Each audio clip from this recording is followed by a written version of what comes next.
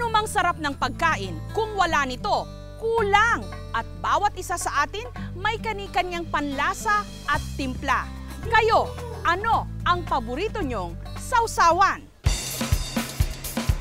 Mangga at bagoong, chicharon at suka, lechon at sarsa,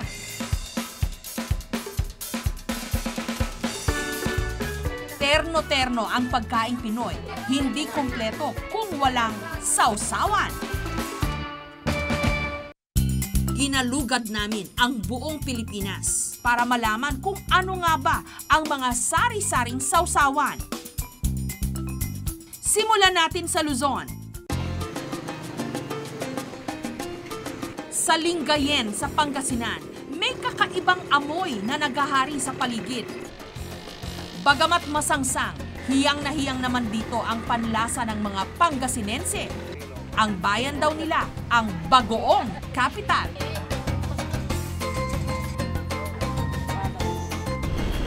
Katunayan, tila sa bawat bakuran may bagoongan. At pati nga ang kanilang mayor, aminadong katas ng bagoong ang kanyang tagumpay. Inumpisahan ko noong 1970s eh. Pero kayo laylo na. Mga bata na lang, mga anak namin. Patis. Ito yung sauce na Fish sauce. sauce. Alamang. Ito yung Ayon sa mga taga rito, bawat uri ng bagoong may binabagayang ulam. Ang bagoong alamang, champion sa kare-kare. Number 1 naman ang bagoong isda sa samut-saring gulay na inilalaga. Panalo rin siyempre ang bagoong sa prito o inihaw na isda. Samahan ito ng kalamansi at sili.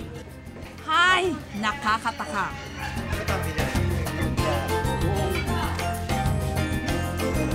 Pero ito ang patok at kakaiba. Ang isdang bagoong pwede ring i-partner sa bulalo at tinola. Mabentang mabenta ang isdang bagoong ng pamilya Bernal. Sila raw ang orihinal na mga magbabagoong ng Lingayen.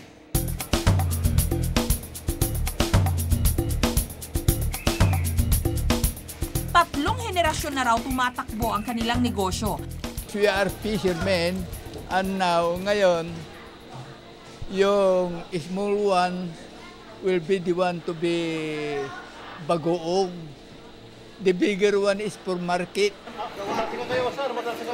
At tila hindi kumukupas ang sarap nito sa paglipas ng panahon. Ito naman ang pamilya Macam. Export quality daw ang kanilang bagoong. Ang pinaka-main namin is sa Honolulu, Hawaii. Yung namin, yung ano bang tawag, yung customer namin, yung pinaka-importer namin, siya na ang nag-aano sa mainland. Bukod sa sariwang isda, ang sikreto ng bagoong Pangasinan, ang asin. 2 oras mula sa Lingayen, ang bayan ng Infanta, naroon ang isang malaking asinan.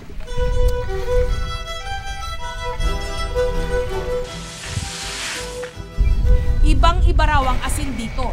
Ibibilad sa init ng araw ang tubig dagat. Mabubuo ito at magiging asin. Pagkatapos kayurin, lulutuin. Kapag lumitaw na ang kristal na asin, kitang-kita ang kaputian nito at banayad ang alat. Dahil nga sa kalinisan, sa quality ng asin, yun po ang idinadayo nila dito dahil sa quality ng asin.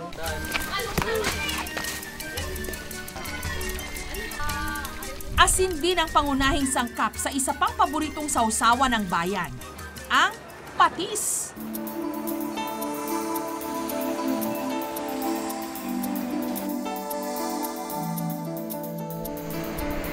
Ang Lorenzana patis ng Navotas, isa sa mga pinakaunang patisan.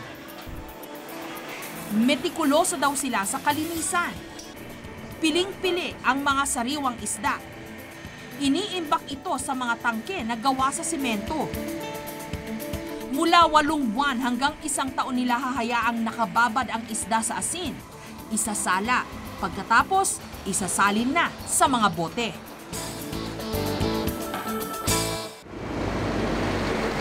Dito sa Paite sa Laguna, kakaiba ang kanilang patis.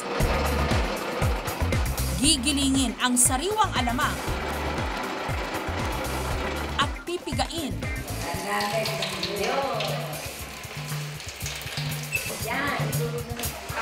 Lulutuin ang katas.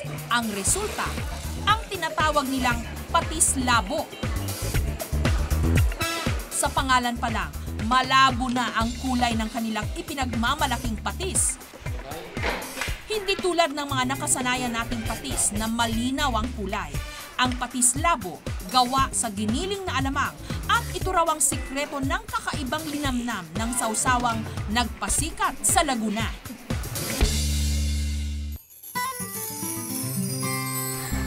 Susunod, para ibalanse ang alat sa ating katawan, titikim naman tayo ng konting asim.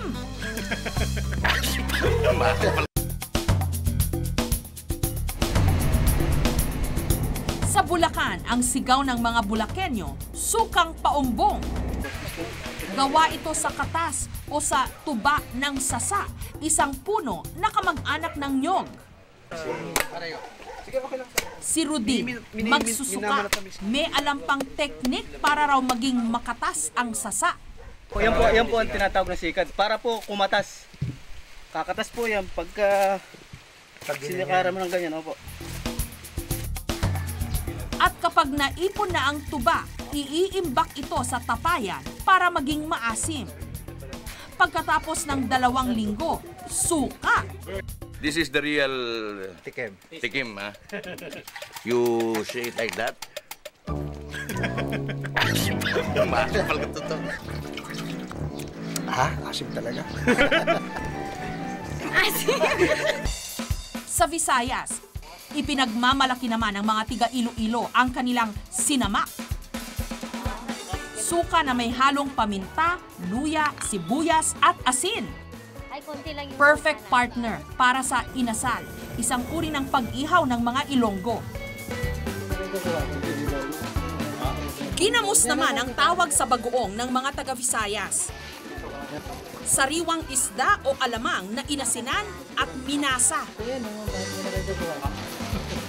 Inilalagay ito sa sako.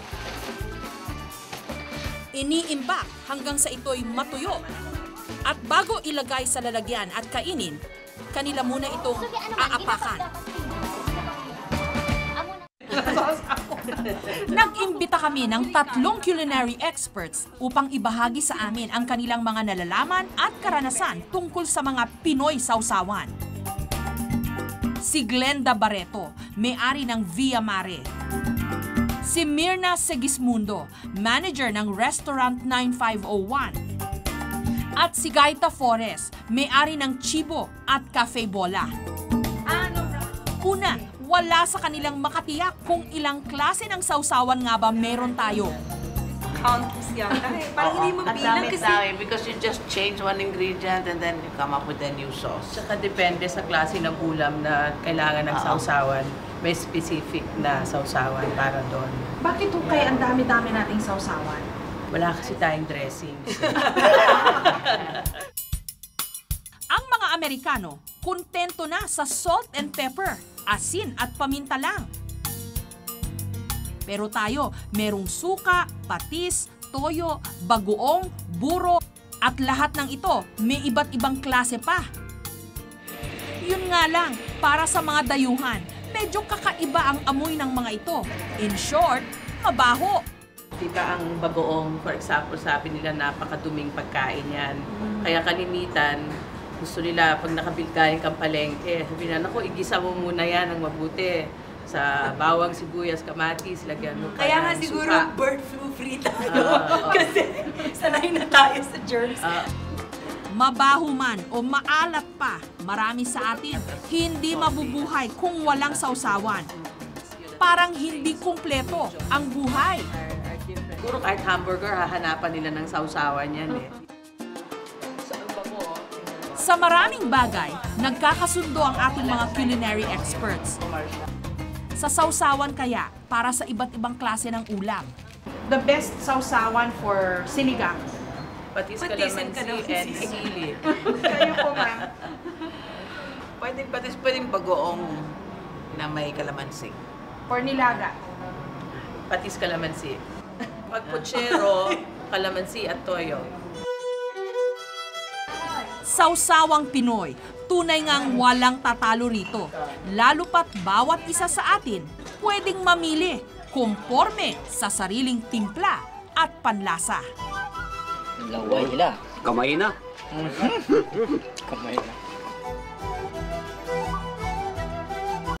Thank you for watching, mga kapuso. Kung nagustuhan niyo po ang videong ito, subscribe na sa GMA Public Affairs YouTube channel. And don't forget to hit the bell button for our latest updates.